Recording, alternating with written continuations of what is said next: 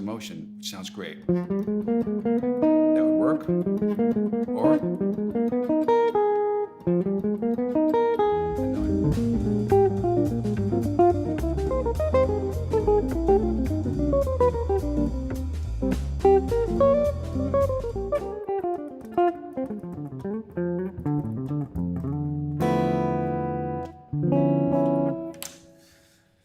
hey everybody, thanks for being here.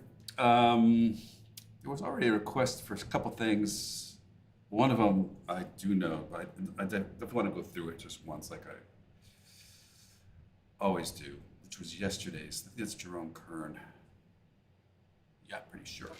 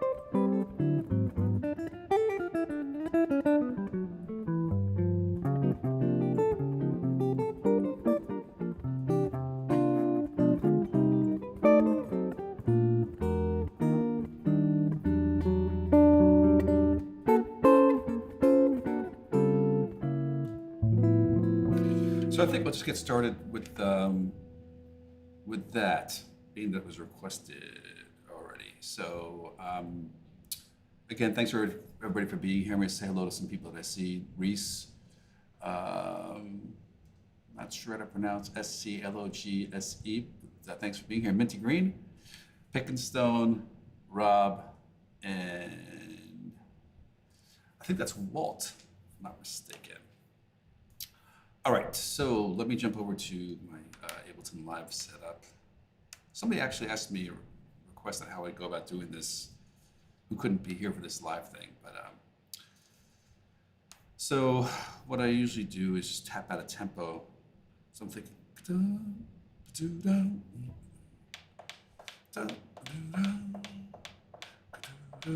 something like that, which is 154, and search out a Drum Genius loop that I've imported into my template here. I think that's good.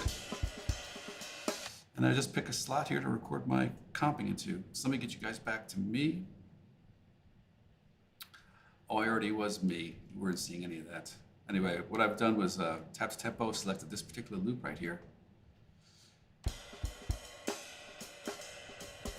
And I'm going to record in this slot here. So as I said, I believe this is Jerome Kern, yesterday's.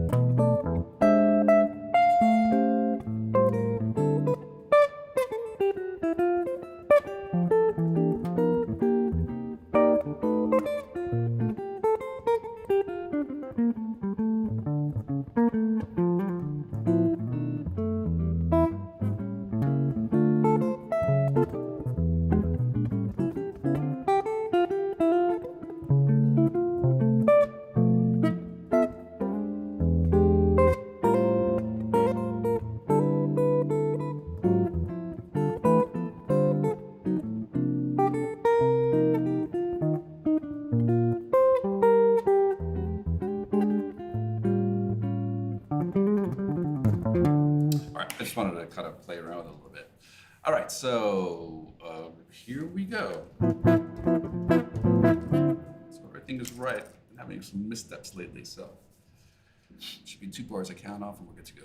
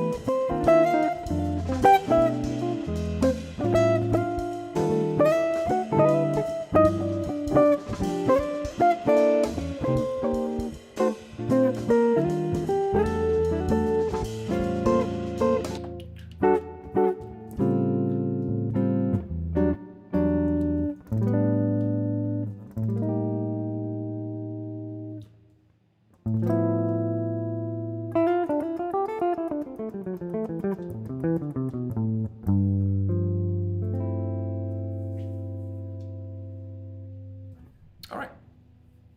So that is almost certain. Jerome Kern. Yesterday's. All right. Let me just take a look, see who else is saying hello here. John, great to see you as always. Thanks. Jack, Luke, thanks. Don, these are the still full days.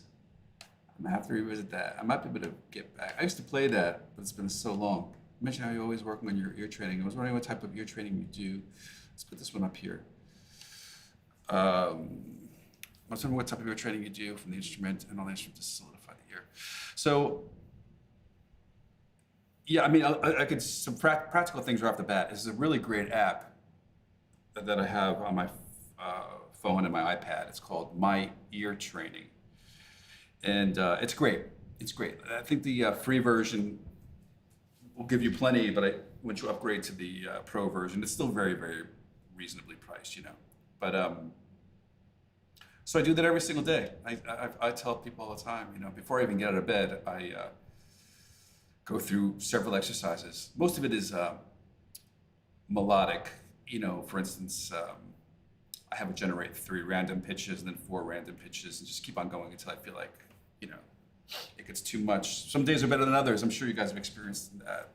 You know, I think it's just part of being,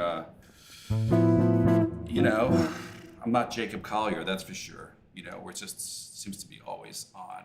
Some days I do better than others, but I do that. And then anytime I'm listening to music, you know, I'm listening to it obviously for enjoyment, but I'm also trying to hear the harmony.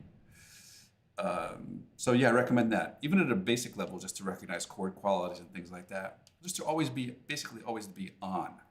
And that's the way I think about it. I mean, in regards to everything, elevator dings, you know, horns honking maybe at the same time that create an interval, whatever I'm hearing sound, I'm always trying to identify it. I've got to the habit of doing that. And so that's what I do. You don't know what love is, I do know that one. Scarlock, I know that one. Nick, let me see what Nick's saying here. I learned so much more. Yeah, like I said it to, I'm reading Nick's comment right now, that my monk library is sparse. You know, the ones you're talking about are tunes that, yeah, I've definitely worked out. And I have played Ruby My Dear. It's just that, for whatever reason, I don't know. So yesterday we talked about that. And thank you very much, Dan, for your comment. And random jazz guitar player. Matthias, thank you. All right. All right, great. Footprints. There's a bunch of, man, I know you guys can't sing melodies to me. I remember I used to play Soulful Days. I forgot it. Because I can't remember the melody. If I don't remember the melody, I'm done. I almost feel like going on YouTube really quickly. It's totally out of order here. So, Soulful Days. Pat Martino. All I need to do is hear a second of it. I don't know if you guys are, but you're not seeing this.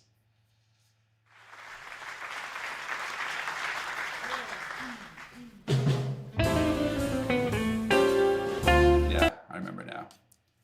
So, da da da da.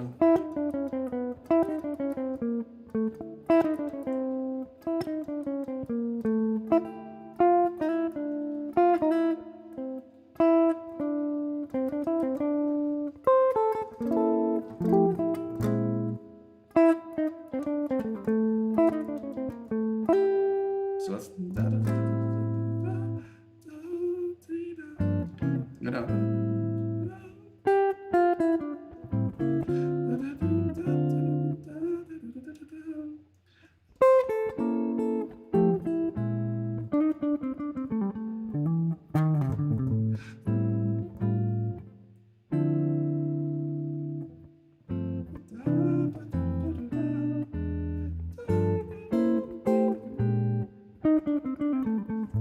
This out.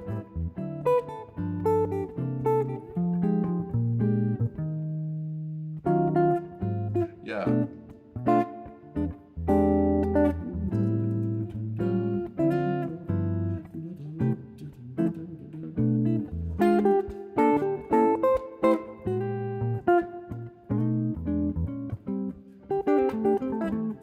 we'll check that out.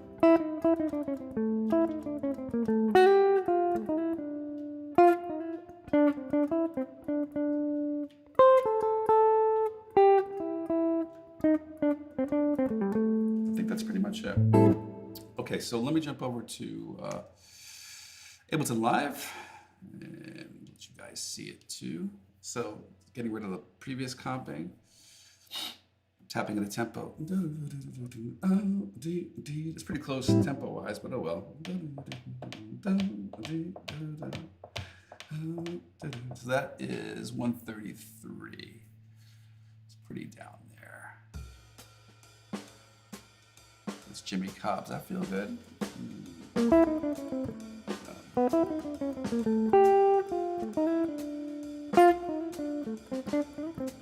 I guess that sounds good. All right, so just picking this slot here to record into, and that's all I need to do. Let's go for the changes.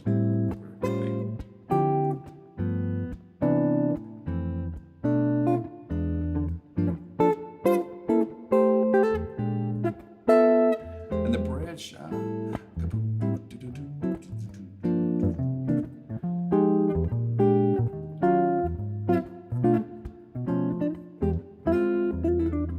Okay, here we go. Two.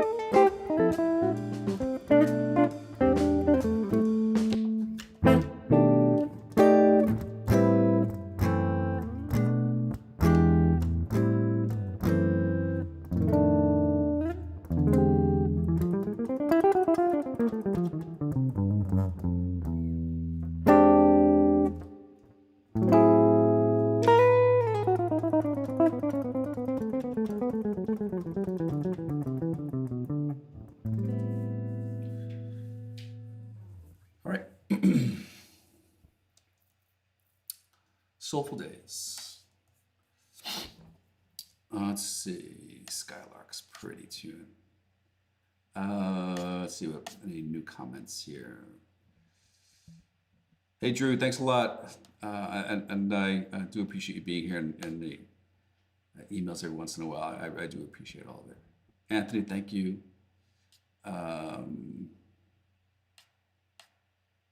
Oh, John's got another app called Arpeggio. Okay, take a look at that. Let's see, Nick. Hey Barry, where do I begin learning how to incorporate those George Benson, Oscar Peterson style double stops on the guitar? It's, yeah, I mean, I've got a lesson on the site called George Benson something or other, but it has to do with what you're talking about. But it's like anything, you know, you just have to acquire some of the language and then just put it into tunes. It's something that I talk about a lot. You know, you can sit here and use my pick, I guess. You know, or the more traditional, let's see.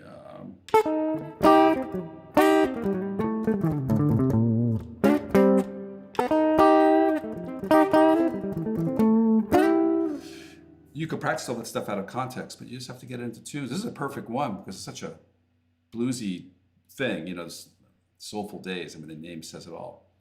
That's the most important part, I think, is just getting it into your playing. So just take one of them. You know, like I said, this Wes or Benson, whoever came up with the words.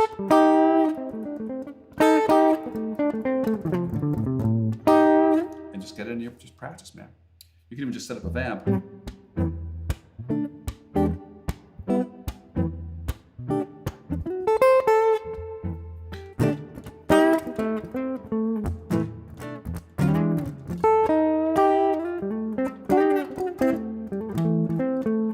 Like I said, just work it in there.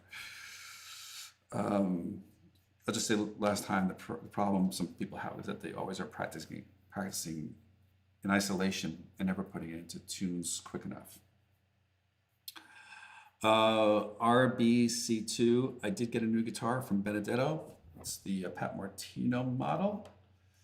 There's a little bit of a story behind it, but I don't think now's the place for me to talk about it, but yeah.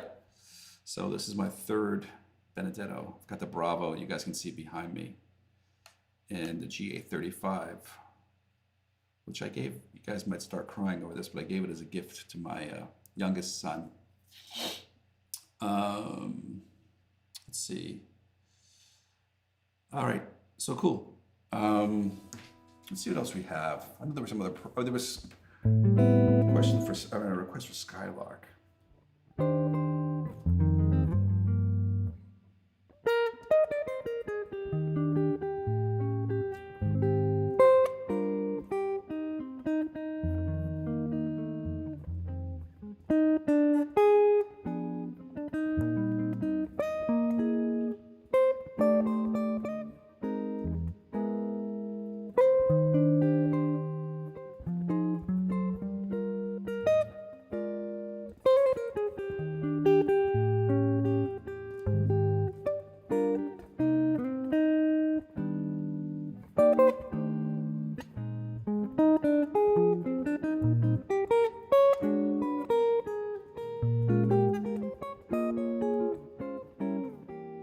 That's the part that's weird, right?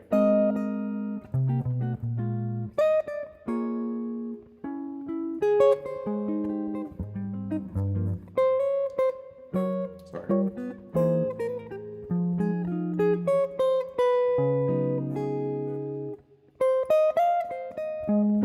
That's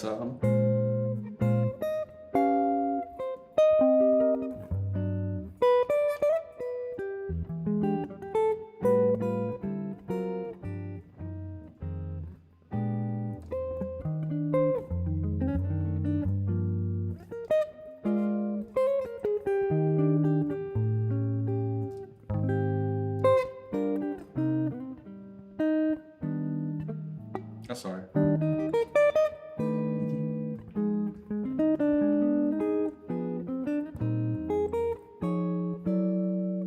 Okay, that's that tune. Let me just, like I said, go through the comping as I would be accompanying, you know, myself or a singer or whatever.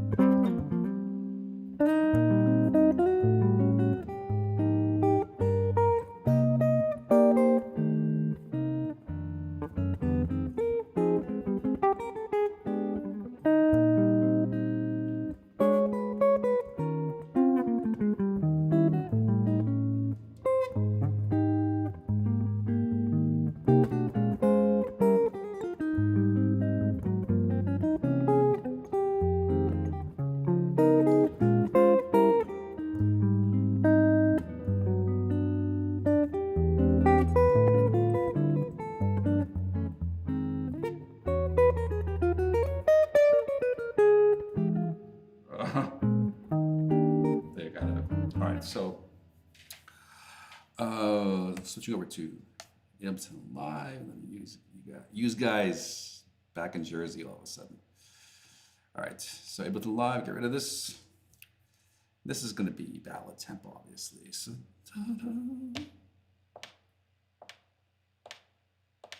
so that's 71. Let me just double check that. Where are my ballads? So I've got Elvin. Still too fast.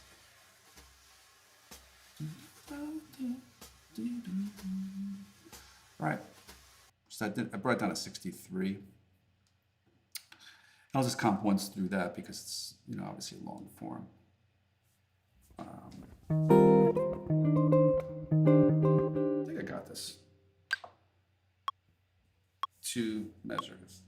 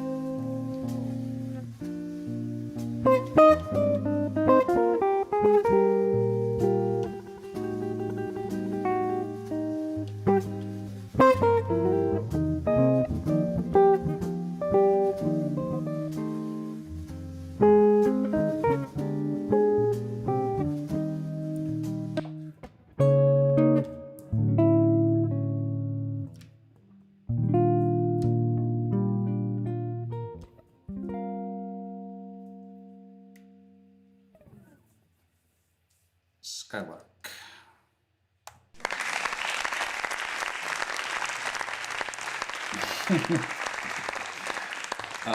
Let's see.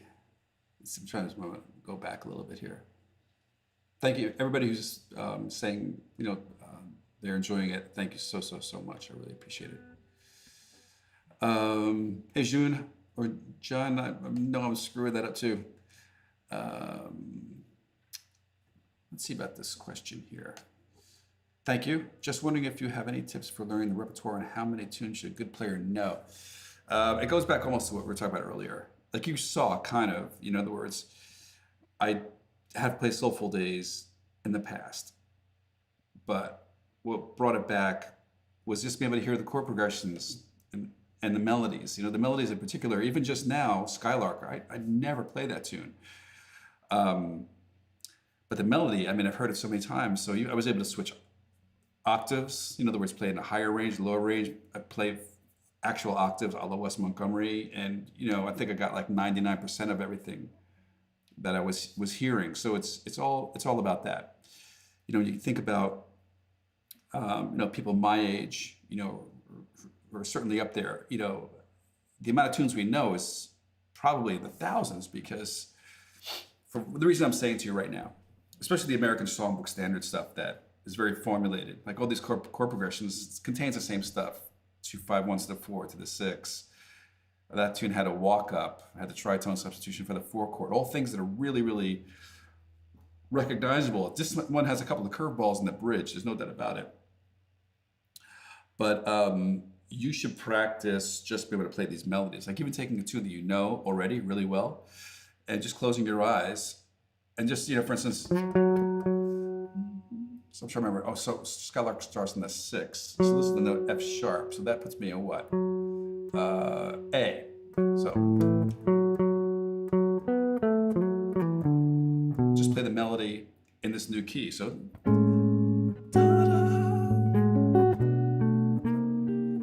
but just hear your way through it.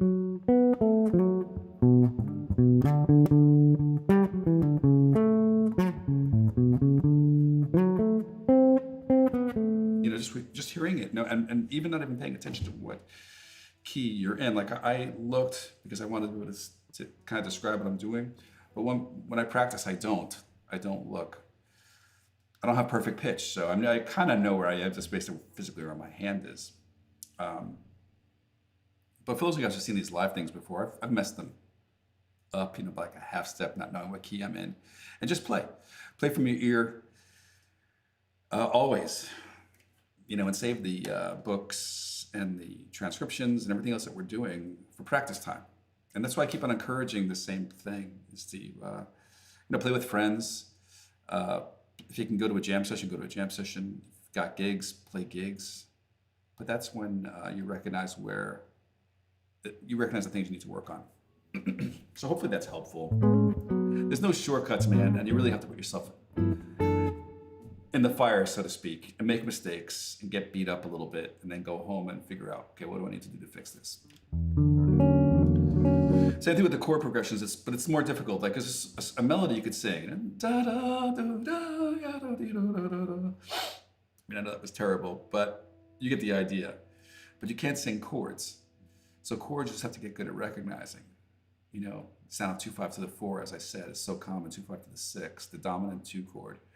There are several things that just appear in almost every single songbook standard. And that's how you remember tunes. A guy, like I said, a guy my age, 59, the amount of tunes that I've learned over the years is huge. But can I practice them every single day? There's no way.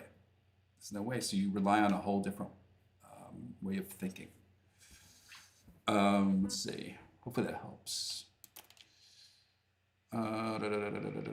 What's this one say? Ever get a sore pinky on the fretting hand? No, but man, for the first time in my life, I ran into some major hand problems. It was because on that trip I took with my kids, that RV, they were driving pretty much all the time. So some days we were driving like 4 or 5 hours, to get from different park to different park. And I was just like on my iPad. Sometimes I was reading, and flipping pages, but other times I was actually trying to get some work done, and so I was doing this way more than I normally would at home. And when I got home, actually it wasn't when I got home, the last day of vacation, I started feeling it like, holy shit, this is really hurting me. And, I didn't have my guitar with me. When I got back home and I picked up the guitar, I was like, oh no, this actually hurts. It hurts to put that pressure. So I went to a doctor and they told me I have arthritis. I wasn't expecting that, and she said you just inflamed it, all the movement, and that they gave me this really cool, I put it on if I had it near me, this really super futuristic kind of brace. I can actually play with it on. I just don't because I don't want people to see it. But it just does enough to prevent your thumb from making these extreme moves. It's basically preventing it from doing that. And Yeah, it's worked great. I've had it for about a month, and the progress has been amazing. But there were a couple of weeks I was really scared that, oh shit, just, am I done? Like I ruined my hand over texting. So I could just tell you with any of that stuff, the thing, what I'm trying to say is if it's consistent pain, lay off. I mean, I stopped. As soon as I picked up my guitar and played it, thought, this hurts, I stopped playing. I'd already been laid off like 9 days, and I let off another week, until I figured out what was going on. All right, enough of that medical stuff, old man medical stuff. What is the best way to improve phrasing? I think is just to play along with the recordings of people whose phrasing you admire and just mimic it. That's why the whole idea of like lifting souls off of recordings, that's why it's so important. It's not so much getting the licks, which of course is a huge part of it, but the other stuff that you're not even really thinking about. Like anything you guys, I mean, I know you guys, you can hear by the way I play, who I listen to. You probably can figure out which exact records I spent the most time listening to. And that's okay, but that's how you pick up sense of phrasing. It's impossible to do any other way. And even when I'm practicing scales and things like that, just technical stuff to warm up,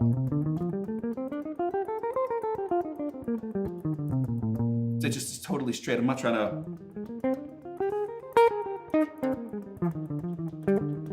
to play like in a jazz manner. I'm trying to just play, like I said, for practicing technique. So yeah, those are two different kind of things that I like differentiating them. I like, when I'm practicing, it's real legitimate, just technical practice, having nothing to do with jazz. But when I'm working on phrasing like we're talking about, sometimes I'll even think about like, what would Wes do? What would George do? What would Joe Pass do? What would Jim Hall do? How would they approach these tunes? And how would they phrase them? Okay, let's see. Maybe Nick's commented will help you. I think the bottom line is any kind of thing that's causing you pain, that's your body's way of saying, we have a problem here, and to rest, and just rest. Let's see. What's this comment here? How do you recover besides cutting out the practice altogether? I don't think there's any other way, man. Go see a doctor. Don't feel like you're being a wuss. Man, as soon as it was lasting me more than a week or two, I went right to an orthopedics, doctor here in Jacksonville. Took some x-rays and came back pretty doctor, I mean, the big smile on her face. You have arthritis. Like, what? A request for Sunny or Isn't She Lovely? So here's another one. I mean, Sunny I know because it's just such a simple tune. But there's so many different versions of Isn't She Lovely? Because Stevie Wonder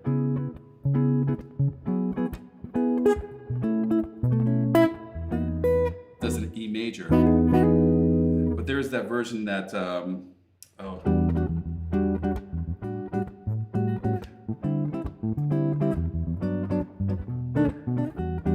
the Greene and Sylvain and Luke, which is just ridiculous. That's 13, sorry. And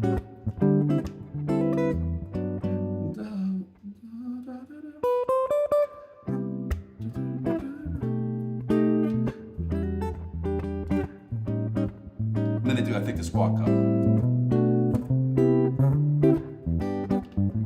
No. Right? That's it.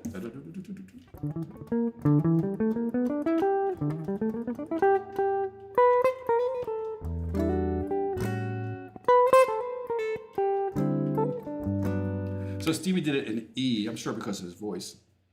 I'll do it via the Borelli version. The only thing that's tricky here is finding a groove.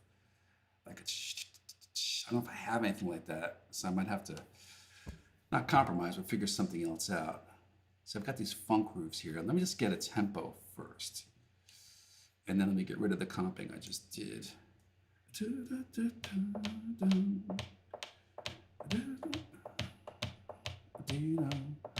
So that's about 135. That's the metro marking up here.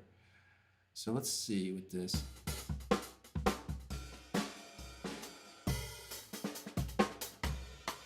Yeah, I don't have anything with that. Again, get da da da da da da.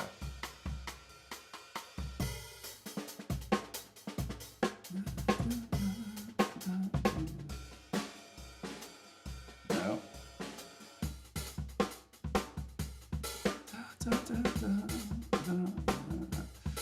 I don't have to do it like that with a funk groove. It's just the way it goes. So let me just think about that for a second.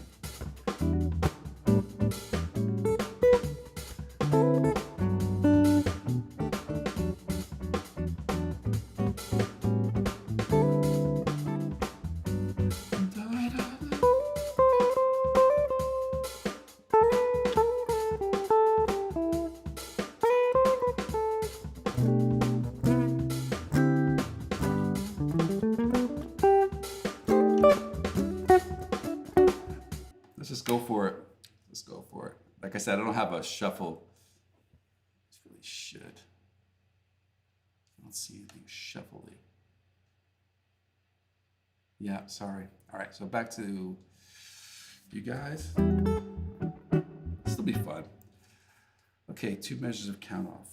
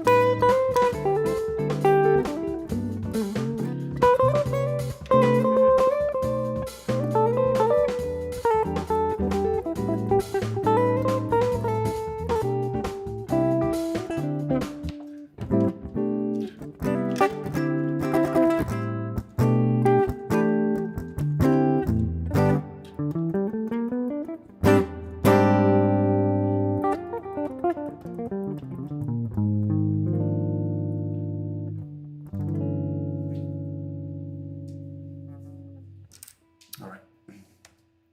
That was harder than I thought it was going to be.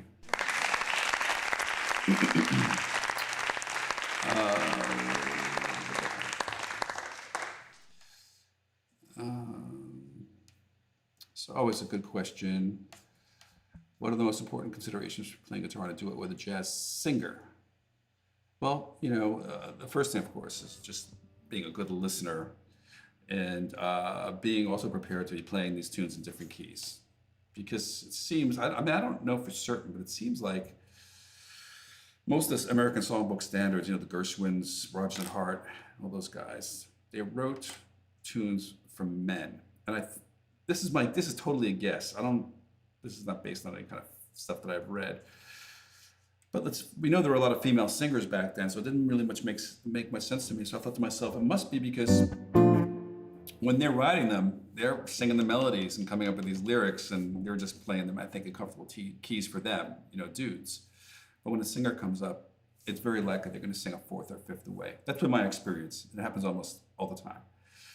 So you want to get comfortable with that. So if you're going to play, just like an example of a tune,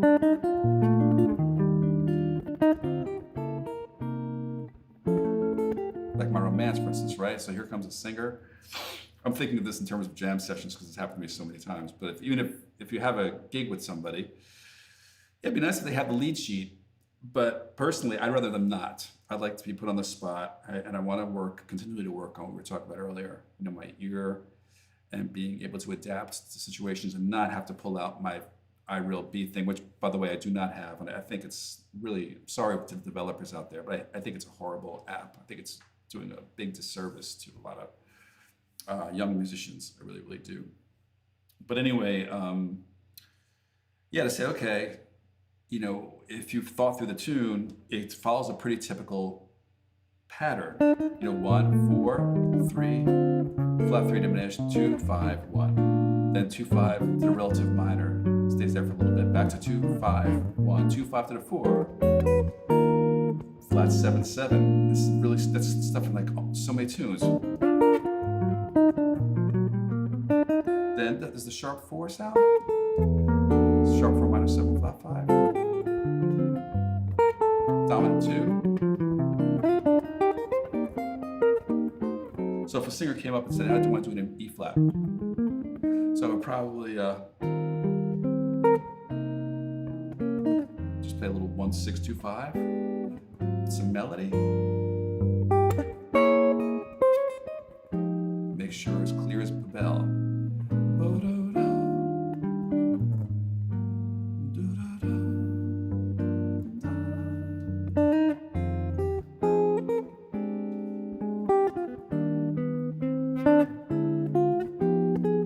Just play it. And it becomes really not necessarily easy, but yeah, I guess it does kind of get fairly easy once you can hear your way through all those progressions. Even the end of that tune where it's I know it starts in there four.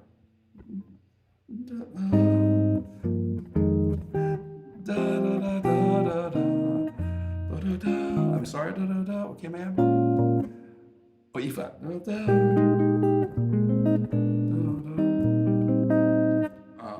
Yeah, like I just said. I guess I'm also thinking to myself, it's to really be good to them. Meaning, you don't want to.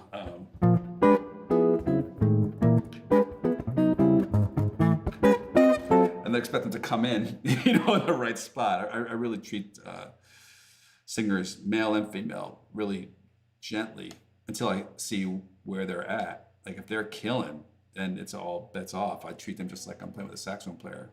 But if somebody who's just, so hopefully that helps. Alex, any gigs in Europe soon? Nope. But whenever I get these questions, all you have to do is invite me. I can get myself to France and je voudrais visiter le français très bientôt. So yeah, all I need is gigs. But I am going to California with a banjo on my knee on a week from Thursday. It's 22nd, I leave to play some gigs, but nothing in Europe. Let's see. Pick and Stone, I'm not sure what you mean by this. That would be a great next course to do. I could tell you what I'm just wrapping up. Well, I wouldn't say wrapping up because doing the PDF stuff takes me a long time. But I did a chord melody on Stella by Starlight. I got so many emails after doing one of these live things. And even though I have a lesson on the side about improvising on Stella, this one is on chord melody. Not only did I do on the PDF, just give you an arrangement like I typically would do, but I also gave so many different options on different parts of the song that you can use. In other words, meaning that if you start the tune typical Joe Pass way, that's one way you can start it with the ninth, more modern sounding. You don't have to put the minor 7/5 in it at all. So I would lay out all those different variations as well as giving a full arrangement. So that I'll have that done before I leave. Excuse me, that's for sure. Let's see.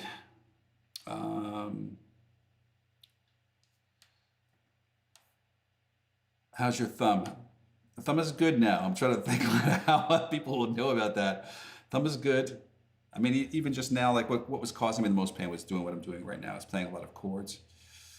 So there's a slight little bit of discomfort. Nothing compared. I couldn't even open my hand fully without feeling pain. Right now, I feel nothing. So there's a little bit of healing to go. But I will watch it for the rest of my life, that's for sure. And I'll wear that brace thing every single day until I drop dead, because it really, really helps, especially when we're on the computer, whether we're typing or just, like I said, I can even practice with it, and I do. So what was that question? I just spaced out. How did you develop your right hand technique? I'm still working on it. I played many mistakes today. But it's just a matter of, to me, making the downstrokes and the upstrokes consistent, incredibly consistent. Because I've seen guitar players they'll twist their hand and use a lot of finger motion to accommodate, and that to me seems like an excessive amount of movement.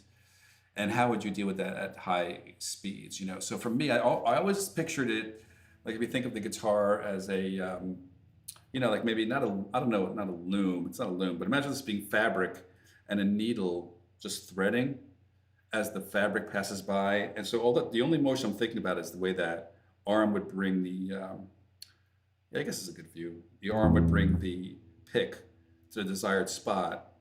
And then it's just a matter of me keeping this motion going, and that's it. And I think about that, like I said, even when, because everything is exactly the same. I'm not doing any other motion other than moving my hand, mainly from my elbow too, by the way.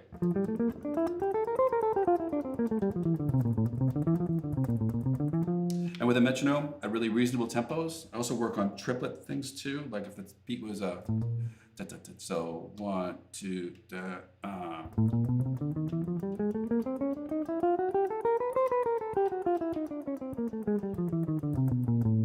And as you go around and around, the accents end up in different places. It takes you 3 times through to get back to the original pattern as far as the accents. So I found the triplet thing I just demonstrated to be very, very helpful. But like I said, the tempos I'm playing for you,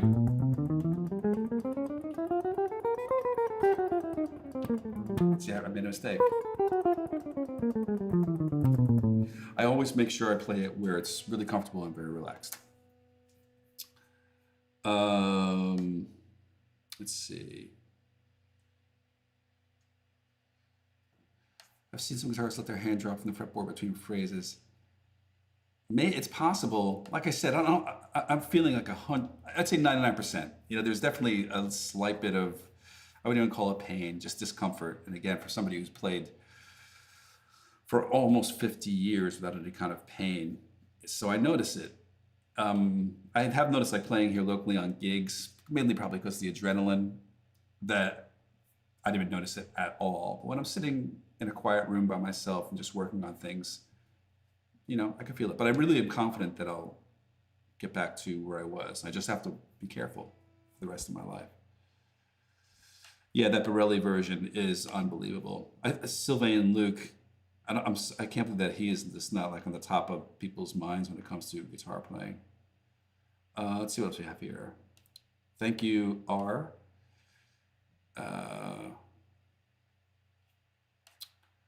Borelli has I mean, you know where Borelli's coming from. He's coming from George, for sure.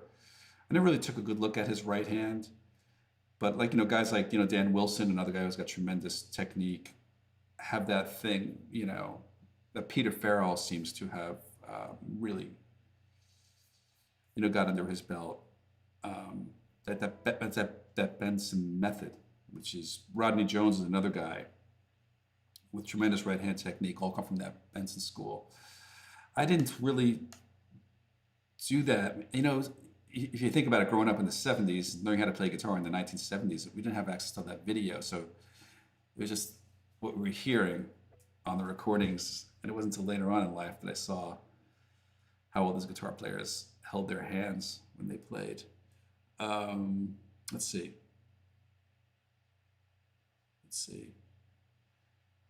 But how about Bach to Bach? I don't know that, Peter.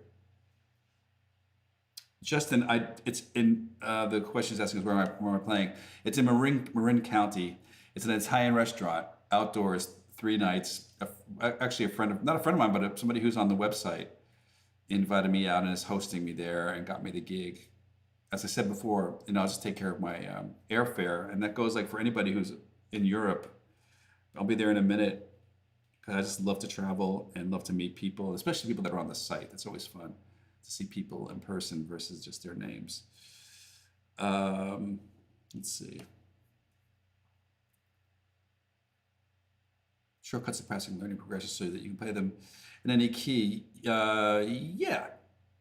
Like I think one of the things that a lot of us don't do is listen when we're playing, like when we're practicing. You open up a fake book and you're playing, since we played Stella, you're looking at the chords, you're playing the voices, but you're not really listening. To sit there and listen to every single chord,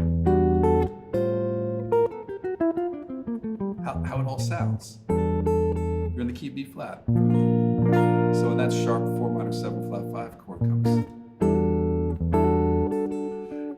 you recognize it.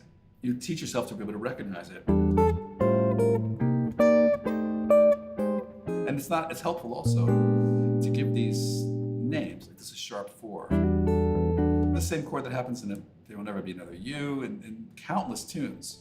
It's usually that same melody note too, the 11th. Like even another U. C.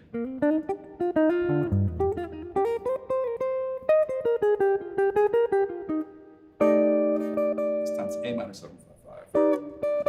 11, the melody. So it happens all the time. So you catalog that in your brain. Don't just play the chords for the sake of playing them. Listen to them. But I would do that. Like, okay, this is the sound of 5/7 to 3.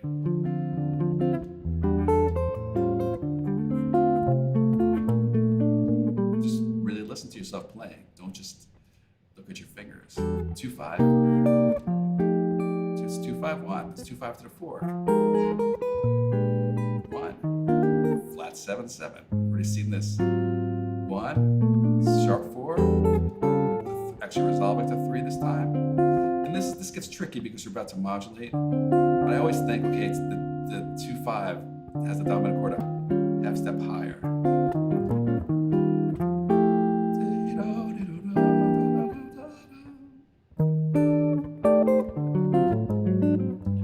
So if you were playing that in a different key, that's the way I would think about it. And that's how you practice. Key of F.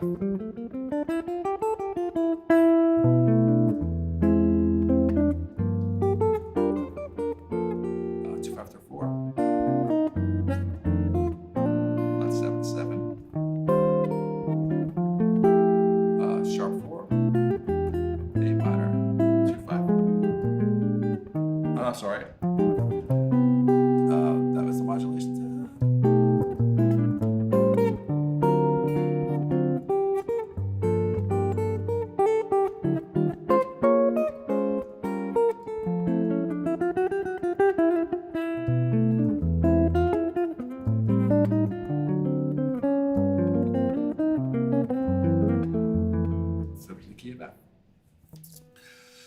So I think the biggest thing is just getting that book out of your face. I'm not saying that you're doing that, but to me, or for me, especially after teaching for 26 years at University of North Florida, that's one thing that I make the guys all do. It's like, just don't use the book. I mean, it's fine to learn the tune, get rid of it as soon as possible. Okay, let's do some blues. I'll just answer this last question. It's important to learn to play without looking at the fretboard. Not necessarily. So I think that just comes from a level of comfort. I'm not thinking about it one way or the other. I'm really not. Sometimes I want to have some contact with the audience, like with you guys. I'll look at the camera occasionally. No, I don't think I'm really even thinking about it. Let's play some regular blues. I'm getting a lot of requests for specific ones. Let's just jump over to Ableton Live and we'll leave here with a nice blues in B flat. Just get a tempo. What was that? What I was request?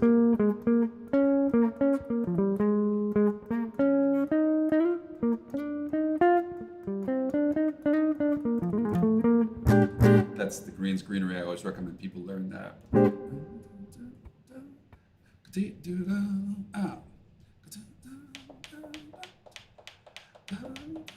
So we are at 200. Let's see. Oh, let me get you guys in on this. So I'm just looking for 200.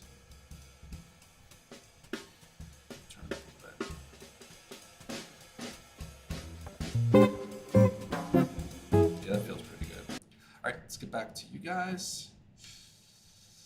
All right.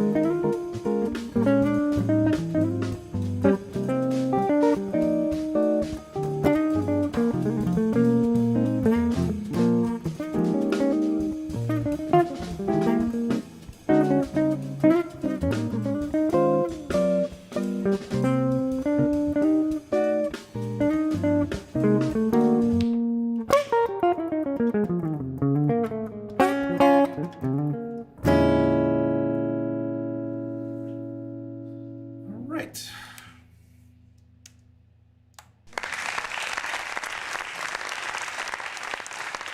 All right. So I think that'll do it for me. Been here quite a while. Thank you guys for being here, and I'm going to pop this up on my Barry Greene video lesson website. I've started a free playlist up there, so you guys can watch these.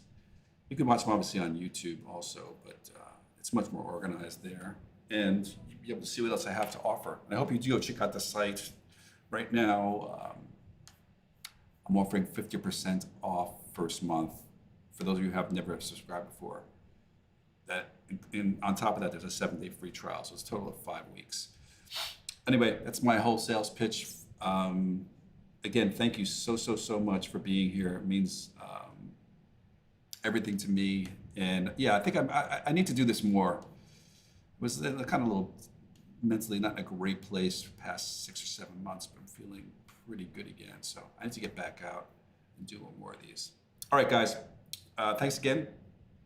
I'll post, as soon as I find out the venue, I'll put that like on Facebook or something for those of you guys who are in the California or the Marin County area, north of San Francisco. All right, take care. Thanks again. See you soon.